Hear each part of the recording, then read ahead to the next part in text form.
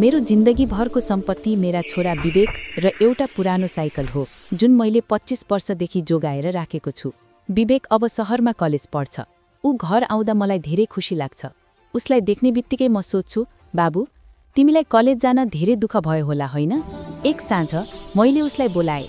मैले साइकललाई टल्काएर राखेको थिएँ। मैले भने, बाबु, अब यो साइकल तिम्रो। यो साइकलमा तिम्रो मेहनतको आशीर्वाद छ। यसले तिमीलाई कहिल्यै धोका दिँदैन। विवेकले साइकललाई हेर्यो, तर उसको अनुहारमा खुसी थिएन। उसले मुन्टो बटारेर भन्यो, बुवा, यो साइकल होइन, मेरो अपमान हो।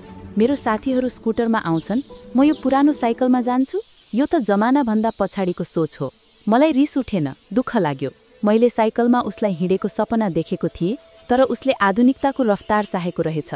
मेरो लागि साइकल साधन थियो, उसको लागि सामाजिक इज्जत। मैले बुझेँ, हाम्रो पुस्ताले सुरक्षित भविष्य खोज्यो, तर यो नयाँ पुस्ताले तत्कालको सम्मान र गति खोज्दो रहेछ। मैले चुपचाप गएर साइकललाई फेरि कुनामा राखेँ। मेरा हातहरू काम गर्न तयार थिए, तर मेरो खुसीलाई स्वीकार गर्ने छोराको सोचमा म पुग्न सकिनँ। मेरो साइकल र छोराको स्कुटर, यी दुई बीचको दूरी नै हरेक नेपाली घरमा देखिने पुस्तान्तरको खाडल हो।